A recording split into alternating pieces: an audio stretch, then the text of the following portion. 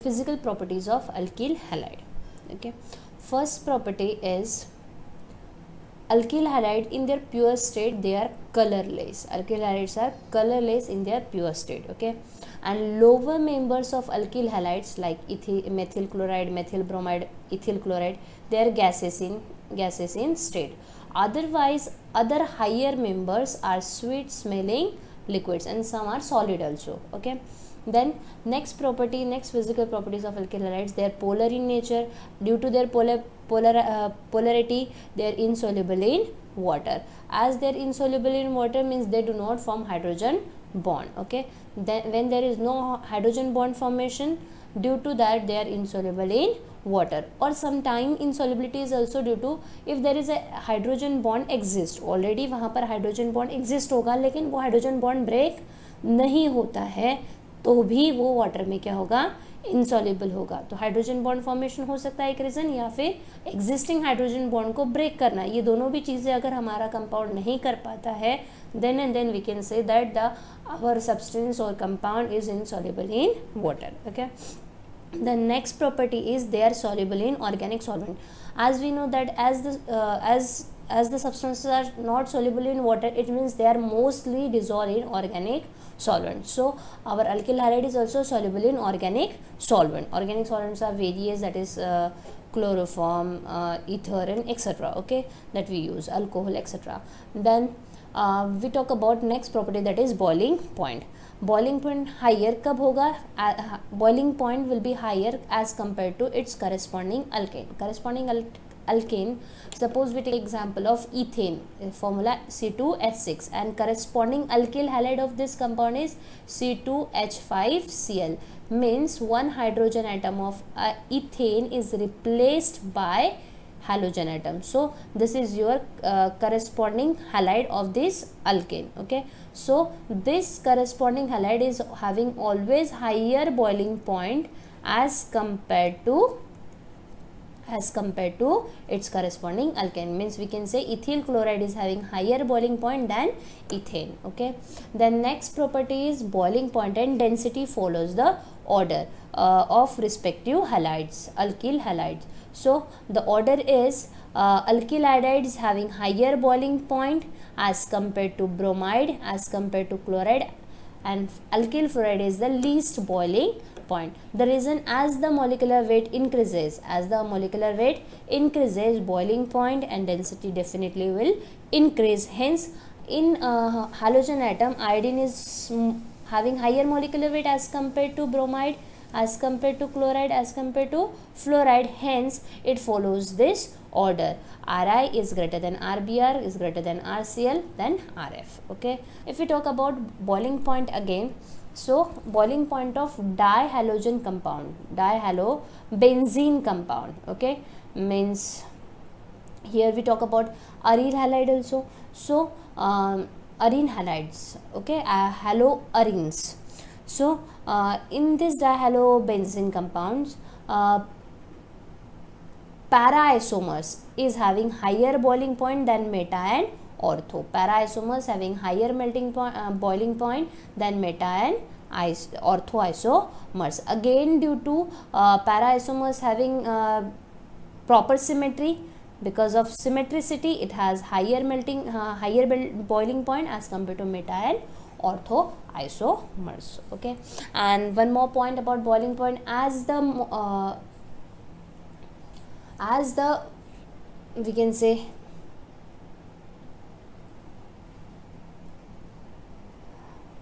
one more point about boiling point, as the branching increases, as we already know about this point, as the branching increases boiling point decreases. Okay, boiling point decreases. So this is all about boiling point. Okay, then next property is boiling point of polyhalogen compound. Polyhalogen compound means जिसमें एक से ज़्यादा halogen atoms है। Okay, तो ऐसे compound का boiling point कब increase होगा? If we increase the size of alkyl group. अगर हम अल्किल ग्रुप बढ़ाते जाएंगे, जैसे कि मेथिल से हमने इथिल कर दिया, इथिल से प्रोपील कर दिया, तो डेफिनेटली बॉइलिंग पॉइंट भी बढ़ेगा।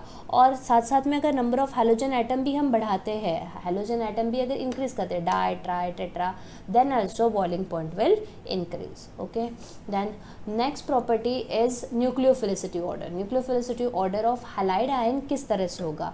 If you talk about non polar solvent, जैसे कि carbon tetrachloride, weakly polar aprotic solvent and polar protic solvent. ये कैसे वीकली प्रोटिक सॉल्वेंट है, एक पोलर अप्रोटिक है और एक पोलर प्रोटिक है। ओके, तो ये जो हमारे सॉल्वेंट है, इन सब में न्यूक्लियोफिलिसिटी ऑर्डर जो है सबसे ज़्यादा होगा आयोडाइड का और सबसे कम होगा फ्लोराइड का, आयन का। और अगर हम बात करते हैं पोलर प्रोटिक सॉल्वेंट में, तो वाटर है हमारा, एग्जाम्पल है हमारा वाटर। तो न्यूक्लियोफिलिसिटी ऑर्डर जो है हैलाइड आयन का, ये एग्जैक्टली अपोजिट होगा, मीन्स फ्लोराइड आयन की न्यूक्लियोफिलिसिटी ज़्यादा होगी as compare to iodide ion. Then next property is color. Alkyl iodide or bromide, it get darkened due to when it comes in contact with light or heat. Okay, we can say अगर हमारा alkyl iodide या bromide है हमारे पास और ये light के contact में आ जाता है या हीट के कांटेक्ट में आ जाता है, इसका डिकम्पोजिशन होता है और इस वजह से ये क्या करता है, कलर चेंज करता है। It changes its colour and it becomes dark. ये कैसे हो जाता है, डार्क हो जाता है। और ये डार्कनेस किस वजह से होता है? बिकॉज इस प्रोसेस में हमारा आयोडीन मॉलिक्यूल जो है, आयोडीन I2 मॉलिक्यूल जो है, ये रिलीज हो जाता है। ये क्या हो जाता है, बाहर इवॉल्व हो जाता है और you can say it get release out. Okay, so hence alkyl iodide get decompose. Alkyl iodide क्या हो जाएगा, डिकम्पोज हो जाएगा, उसमें से आयोडीन जो है ये रिलीज हो जाएगा और इसी वजह से इसका कलर कैसा हो जाएगा, डार्क हो जाएगा। ओके, ये किसके साथ होता है, जो मोस्टली आयोडाइड के साथ एंड समटाइम्स ब्रोमाइड के साथ भी ऐसे ही होता है, अगर हम काफ़ी समय तक इसको स्टैंडिंग में रखते हैं अल्किल आयोडाइड को वगैरह। Okay, so this all about physical properties of alkyl halide.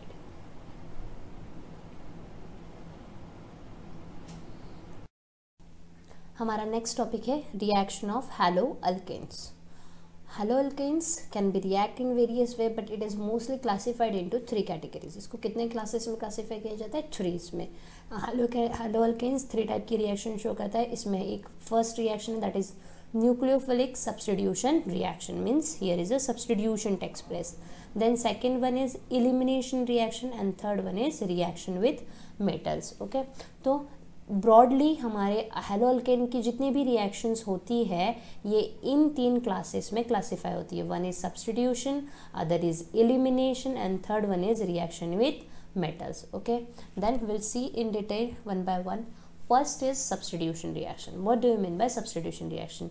Here you can see here one compound is here. General example is given to you.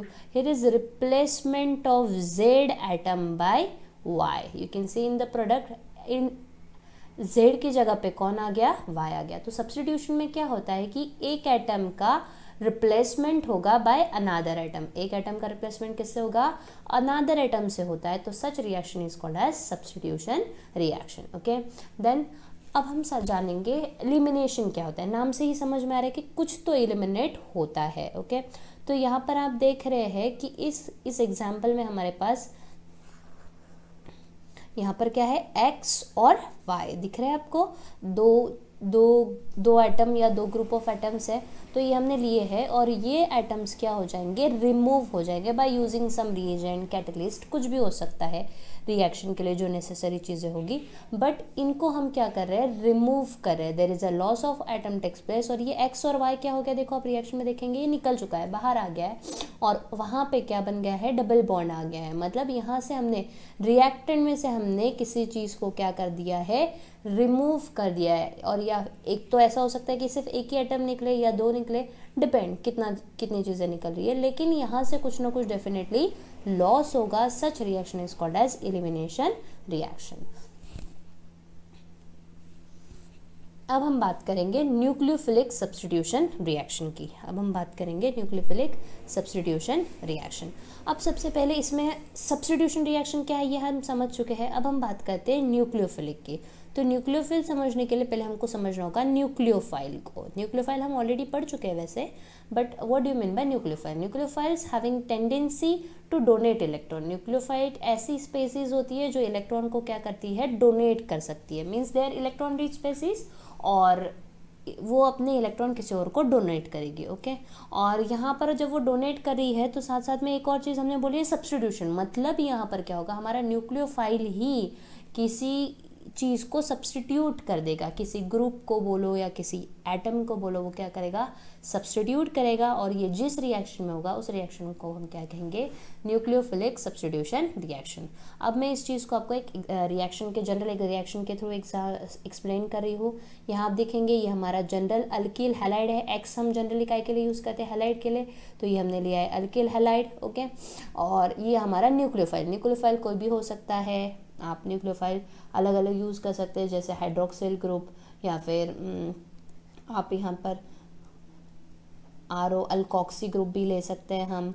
Okay ammonia भी हो सकता है हमारा न्यूक्लियोफाइल में, फिर आयोडाइड आयंस भी हो सकते हैं। Anything can be nucleophile which is electron reach होना चाहिए, दैट इज़ इम्पॉर्टेंट, तभी वो इलेक्ट्रॉन डोनेट कर पाएगा और न्यूक्लियोफिलिक सब्स्टिट्यूशन रिएक्शन में पार्ट करेगा। ओके तो ये हमारा न्यूक्लियोफाइल क्या करेगा, इस हैलाइड को रिप्लेस करेगा। न्यूक्लियोफाइल क्या कर रहा है, देखो आप हैलाइड को रिप्लेस कर रहा है और आप प्रोडक्ट में देखेंगे हैलाइड की जगह किसने ले ली है, न्यूक्लियोफाइल ने, और हैलोजन जो है ये हैलाइड बन के बाहर निकल गया है। ओके तो ये जो रिएक्शन है, मतलब यहाँ पर हमारा ये जो हैलाइड है ये कौन सा ग्रुप हुआ, लिविंग ग्रुप हुआ, मतलब ये निकलने वाला है। तो हैलाइड कौन सा ग्रुप है यहाँ पे, लिविंग ग्रुप है। ओके और ये न्यूक्लियोफाइल कौन सा ग्रुप है, अटैकिंग ग्रुप, क्योंकि ये क्या कर रहा है, वहाँ अटैक कर रहा है ना। ओके तो दिस इज अटैकिंग न्यूक्लियोफाइल, और जो कि हमारे लिविंग ग्रुप के ऊपर अटैक कर रहा है और इस हैलोजन को रिप्लेस कर देगा। ओके और आप ध्यान देंगे कि ये जो हैलोजन अटैच है ये कौन से कार्बन को अटैच, हमारे sp3 हाइब्रिडाइज्ड कार्बन को।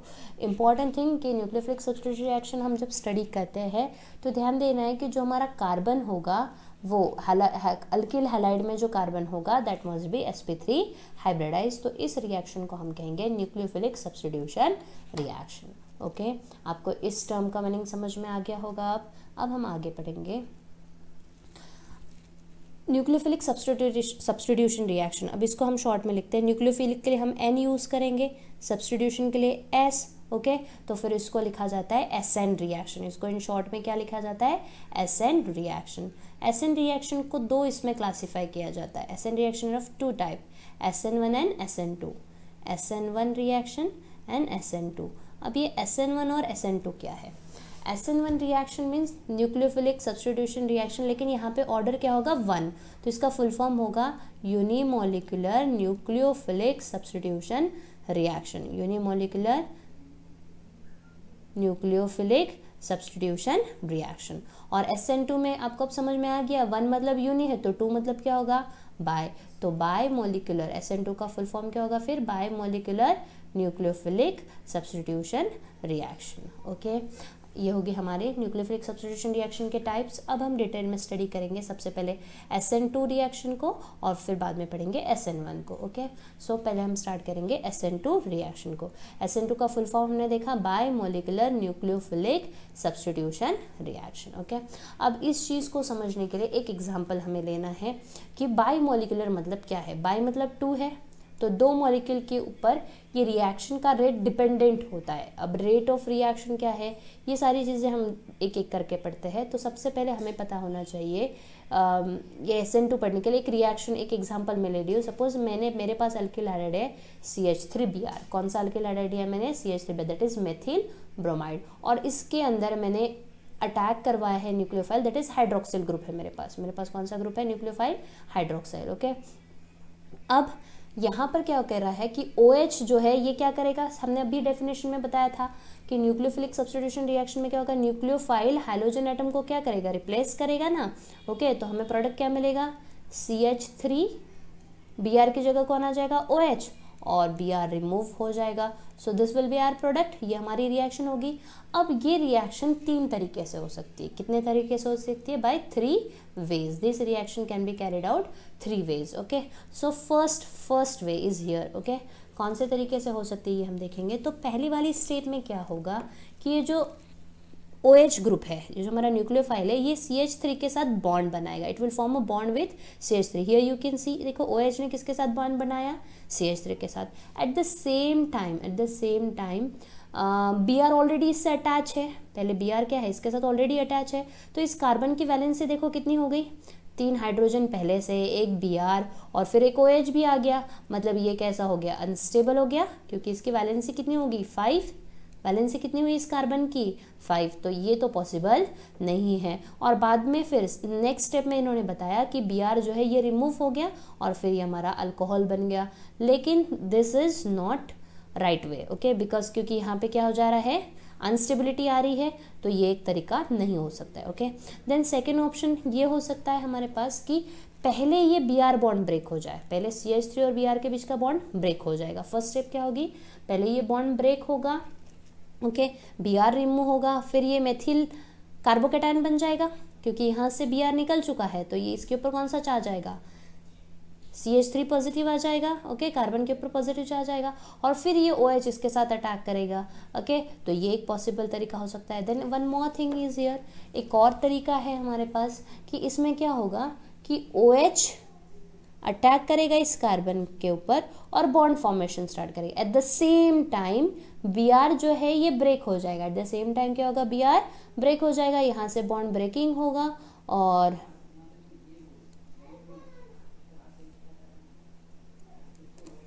यहाँ से बॉन्ड ब्रेक होगा और इलेक्ट्रॉन इसके ऊपर आ जाएंगे। तो यहाँ पर क्या हो जाएगा? नेगेटिव चार्ज आ जाएगा। तो आप ध्यान देंगे एक साथ यहाँ पे चीज़ें क्या हो रही है? OH के साथ बॉन्ड फॉर्मेशन भी हो रहा है और यहाँ CH3Br में बॉन्ड ब्रेकिंग भी हो रहा है। तो ये चीज़ यहाँ पर होगी और this is called transition state. इसको हम क्या कहेंगे? ट्रांजिशन स्टेट, क्योंकि यहाँ पे फॉर्मेशन भी हो रहा है और ब्रेकिंग भी हो रहा है। तो ट्रांजिशन स्टेट बनेगी और इसके ड्यूरिंग यहाँ पर पार्शियल नेगेटिव चार्ज डेवलप और यहाँ पार्शियल, दोनों में नेगेटिव चार्ज आपको दिख रहा है। और फिर आफ्टर सम टाइम यहाँ पर ये बॉन्ड ब्रेक हो जाएगा और Br सेपरेट हो जाएगा। ये बॉन्ड कम्प्लीटली ब्रेक हो गया, Br सेपरेट हो गया और ये हमारा मेथिल अल्कोहल बन गया, हमारा प्रोडक्ट बन गया। ओके, तो इस तरह से ये न्यूक्लियोफिलिक सब्स्टिट्यूशन हो सकता है। तो ये जो फर्स्ट तरीका है हमारे पास, तो ये तो पॉसिबल नहीं है। आइदर ये या फिर ये 2 चीज़ें हैं। तो अब इसको हम थोड़ा सा और डिटेल में स्टडी करते हैं कि जब हम इसको एक्सपेरिमेंटली फाइंड करते हैं तो हमको इन दोनों में से ध्यान में आता है कि this is the more proper way of nucleophilic substitution reaction. Okay, so अब हम बात करते हैं इस रिएक्शन में होता क्या है कि जो रेट ऑफ रिएक्शन होता है केमिकल काइनेटिक्स की जब हम बात करते हैं तो रेट ऑफ रिएक्शन जो होता है वो क्या होता है? दोनों भी चीज़ों पे डिपेंडेंट होता है, मतलब दोनों रिएक्टेंट पे, जैसे कि मेथिल ब्रोमाइड और हमारा nucleophile that is hydroxyl ion हमने जो यूज़ किया है। तो इस रिएक्शन से हमको पता चला कि रेट ऑफ रिएक्शन जो है ये दोनों चीज़ों पर डिपेंडेंट है। तो यहाँ पर हम बोल सकते हैं कि हमारी ये जो SN2 रिएक्शन है ये कैसी रिएक्शन है? Second order kinetics. ये कैसी है? ये कौन सा ऑर्डर फॉलो करती है? That is second order kinetics. Okay, means rate of reaction is depend on concentration of both the reactant, दोनों रिएक्टेंट पे। हमने जो एग्जाम्पल लिया था उसमें हमने CH3Br और OH हमारे ये 2 रिएक्टेंट हैं, तो रेट जो है इन दोनों के ऊपर डिपेंडेंट रहेगा। तो हम रेट का इक्वेशन जो है वो इस तरह से लिख सकते हैं, rate is equal to K constant होगा, कॉन्सेंट्रेशन ऑफ CH3Br, कॉन्सेंट्रेशन को हम ब्रैकेट में लिखते हैं and concentration of OH negative. Okay, so this will be the rate reaction for second order kinetics. Okay, then if we talk about alkyl halide, if alkyl halides are bulky, means if we say there is a increase in alkyl chain, अगर alkyl chain बढ़ती जाती है, जैसे कि methyl से ethyl हो गई, number of carbon increase हो गया, इथिल से प्रोपिल हो गई, प्रोपिल से ब्यूटील हो गई, तो जैसे जैसे बल्की ग्रुप बढ़ते जाएंगे, ओके, न्यूक्लियोफाइल का अप्रोच जो है ये क्या होता जाएगा? कम होता जाएगा। मतलब बल्कि ग्रुप्स जिसके पास है वहाँ SN2 रिएक्शन का जो ऑर्डर होगा वो कैसा होगा, उसकी जो रिएक्टिविटी होगी वो कैसे होगी, लीस्ट होगी, ये हम बोल सकते हैं। मीन्स हम ये इस कंक्लूजन पे आ सकते हैं यहाँ पे कि प्राइमरी हैलाइड जो है, क्योंकि बल्कि हो रहा है मतलब सेकेंडरी हो रहा है, टर्शियरी हो रहा है, ओके, तो प्राइमरी हैलाइड जो है ये मोर रिएक्टिव होगा SN2 रिएक्शन के लिए as compare to secondary then tertiary, okay. So this is about reactivity order of bulky groups. Then reactivity order of alkyl halide, okay. अब रिएक्टिविटी ऑर्डर की बात कर ही रहे तो अभी तो हमने सिर्फ किसकी बात की थी, अल्किल चेन की बात की, बल्कि ग्रुप्स की बात की थी, लेकिन हैलोजन की बात नहीं की थी। अब हम अल्किल हैलाइड, अल्किल तो हो गया, अब अल्किल हैलाइड ओवरऑल पूरे इसकी बात अगर करते हैं तो उसमें अल्किल आयोडाइड की रिएक्टिविटी सबसे ज़्यादा होती है ऑलवेज, ओके। तो alkyl iodide always show higher reactivity toward SN2 reaction than alkyl bromide than alkyl chloride, and alkyl fluoride show least reactivity, very least reactivity for SN2 reaction, okay. Then अब बात करते हैं rate determining step, inversion of configuration, exothermic reaction. इन चीज़ों को study करने के लिए हम देखेंगे इस रिएक्शन को। सबसे पहले हमने पहले ही बता दिया था कि nucleophilic substitution reaction that is SN2 reaction, ये रिएक्शन वन स्टेप रिएक्शन है। इस रिएक्शन में आप देख रहे हैं कि OH का अटैक यहाँ से हो रहा है, ओके। और हमने बताया था कि OH जिस समय पे अटैक करता है at the same time bromine का बॉन्ड क्या होता है, ब्रेक होता है, ये बॉन्ड ब्रेक होता है। तो ये जो स्टेज है ये हमारी ट्रांजिशन स्टेट है, ओके। और इससे जो फाइनली प्रोडक्ट हमको मिल रहा है दैट इज, आप देख रहे हैं यहाँ पर OH यहाँ पर आ चुका है और Br यहाँ से निकल चुका है, ओके। तो this is the slowest step, this step is slowest and this step is called as rate determining step. Any step which is occurs very slowly, उसी स्टेट को हम क्या कहते हैं, रेट डिटरमाइनिंग स्टेप। उसी स्टेप से हमारे पूरे रिएक्शन का रेट डिटरमाइन होता है, ओके। सो ये चीज़ हमको समझ में आ गई। देन सेकेंड, अब हम बात करेंगे यहाँ पे inversion of configuration. SN2 reaction का एक कैरेक्टरिस्टिक्स है that is inversion of configuration. अब इन्वर्जन क्या है, देखो आपने देखा यहाँ पर सॉलिड स्टीरियोकेमिस्ट्री, ये जो हमारा टॉपिक है स्टीरियोकेमिस्ट्री। स्टीरियोकेमिस्ट्री में होता क्या है कि हम हमारे जो भी कंपाउंड है इसके एटम्स, ग्रुप्स, इनकी 3 डायमेंशनल पोजीशन हम यहाँ पर शो करते हैं। 3 डायमेंशनली हमारा एटम किस तरह से होगा, मॉलिक्यूल किस तरह से होगा, कहाँ होगा, कौन से प्लेन में होगा, ये हम देखते हैं, ओके। तो यहाँ पर मैंने अलग अलग बॉन्ड्स यूज़ किए हैं, जैसे कि ये H और Br के लिए जो बॉन्ड यूज़ किया है सॉलिड बॉन्ड है, सिर्फ सिंपल सॉलिड लाइंस है जो कि एक प्लेन में है। फिर आप देख रहे हैं ये जो H है जो सॉलिड वेज्ड शेप बनाया हुआ है ये अदर प्लेन में, और ये डॉटेड वेज शेप जो है ये थर्ड प्लेन में। इस तरह से ये 3 डायमेंशनल स्ट्रक्चर हो गया हमारे मेथिल ब्रोमाइड का। अब इस मेथिल ब्रोमाइड में आप देख रहे हैं जो हाइड्रोजन इस प्लेन में था वो हाइड्रोजन प्रोडक्ट में आप देखें कहाँ उसकी पोजीशन चेंज हो गई, इन्वर्ट हो गई। अगेन जो हाइड्रोजन इस साइड में था लेफ्ट साइड में वो इधर राइट साइड में आपको थोड़ा सा टर्न दिख रहा है, ओके। और Br जो था वो राइट साइड में था तो उसी की जगह Br वहां से निकल चुका है, और OH लेकिन कहाँ पे अटैच हुआ है, उसके अपोजिट साइड में, मतलब लेफ्ट साइड में, यहाँ दिख रहा है आपको। तो this is called as inversion of configuration, okay. अब इसको समझना है तो बहुत सिंपल तरीके से कि हमारे पास अगर एक छाता है, फॉर एग्जांपल दिस इज, ये हमारा छाता है, ठीक है। अगर बहुत स्ट्रॉन्ग वाइंड आती है, बहुत ज़ोर से तूफान आता है, तो होता क्या है कि छाता हमारा ऐसे उल्टा हो जाता है, तिरछा उल्टा हो जाता है। So this is nothing but inversion of configuration. बस यहाँ पर भी वही हो रहा है, जिस प्लेन में हमारे हाइड्रोजन एटम थे वो अब क्या हो गए, उन्होंने अपना प्लेन चेंज कर दिया है। So this type of arrangement takes place and this is called inversion of configuration. बाकी और कोई रीअरेंजमेंट होता नहीं है, ओके। सिर्फ यहाँ पर क्या होता है, स्ट्रक्चर इन्वर्ट हो जाता है। स्ट्रक्चर क्या हो जाता है, इन्वर्ट हो जाता है। स्ट्रक्चर की बजाय हम बोले कि उसमें जो एटम्स है वो अपनी जगह चेंज कर लेते हैं, and that is nothing but inversion of configuration, okay. तो ये हुआ सेकंड टॉपिक। अब थर्ड पॉइंट हम यहाँ पर बात करेंगे जो कि हमने पहले बताया था, दैट इज थर्ड टॉपिक था हमारा एक्सोथर्मिक रिएक्शन। यहाँ देख रहे हैं मैंने पहले हमने रेट डिटरमाइनिंग स्टेप देखा, फिर इन्वर्जन ऑफ कॉन्फिगरेशन समझा, और अब हम बात करेंगे एक्सोथर्मिक रिएक्शन की, और ये हम स्टडी करेंगे फ्रॉम एनर्जी प्रोफाइल डायग्राम। अब ये एनर्जी प्रोफाइल डायग्राम क्या है, हमने वाई एक्सिस पे एनर्जी को ले लिया है और एक्स एक्सिस पे रिएक्शन कोऑर्डिनेट है। ओके, अब यहाँ पर आप देख रहे हैं कि एक सर्टेन एनर्जी लेवल पे हमारा क्या है, रिएक्टेंट है। क्या है हमारे पास यहाँ पर, रिएक्टेंट है। तो रिएक्टेंट क्या है हमारे पास, मेथिल ब्रोमाइड और OH hydroxyl group, methyl bromide और हाइड्रोक्सिल। ओके, देन हमने बताया था ये सिंगल स्टेप है, तो पहले क्या होगा, ट्रांजिशन स्टेट अचीव होगी। यहाँ दिख रहा है आपको OH बॉन्ड का फॉर्मेशन हो रहा है, Br बॉन्ड का ब्रेकिंग हो रहा है, ये सेम समय पे होगा, साइमल्टेनियसली होगा, और इस स्टेट को हम कहते हैं ट्रांजिशन स्टेट। और डेफिनेटली ये स्टेट कैसी होती है, अनस्टेबल। कैसी होती है, अनस्टेबल होगी, तो डेफिनेटली हाई एनर्जी रहेगी, इसीलिए इसका पिक हाई है, एनर्जी लेवल हाई है, दिख रहा है ये हाईएस्ट पीक है इस ग्राफ का।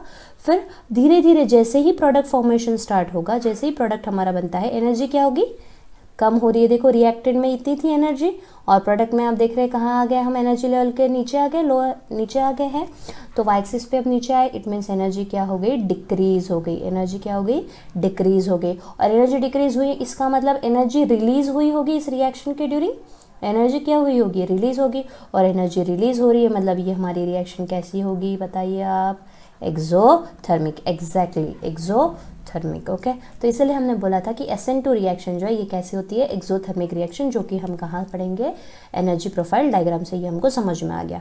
एक और चीज़ है यहाँ पर, दो टर्मिनोलॉजी और है, एक है एक्टिवेशन एनर्जी।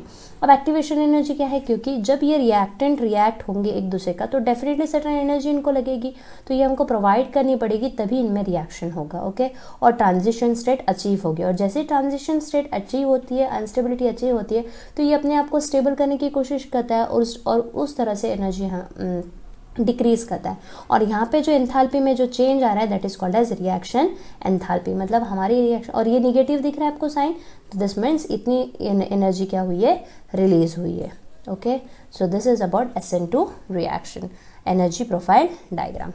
अब हम इन शॉर्ट सारे की फीचर्स स्टडी कर लेते हैं SN2 मैकेनिज्म के। सबसे पहला पॉइंट हमने अभी देखा था, रिएक्शन वन स्टेप था, सिर्फ ड्यूरिंग रिएक्शन वहाँ पर एक ट्रांजिशन स्टेट आई थी, कोई इंटरमीडिएट फॉर्म नहीं हुआ था कि पहले सपोज XY में कन्वर्ट हुआ फिर YZ में हुआ, ऐसा कुछ नहीं हुआ। Only one step reaction is there. Okay, then और हमने ये बताया कि जो रेट ऑफ रिएक्शन है ये किसके ऊपर डिपेंड है, दोनों रिएक्टेंट के ऊपर। मतलब हमने जो एग्जांपल लिया था उसमें हमारा मेथिल ब्रोमाइड था, अल्किल हैलाइड, और हमारे पास न्यूक्लियोफाइल OH नेगेटिव था, तो इन दोनों के ऊपर रेट ऑफ रिएक्शन डिपेंडेंट होगा। तो rate is directly proportional to concentration of methyl bromide and concentration of OH negative ions. Okay, तो प्रोपोर्शनलिटी साइन हटाएंगे, कांस्टेंट हम डालेंगे, तो this will be the rate equation.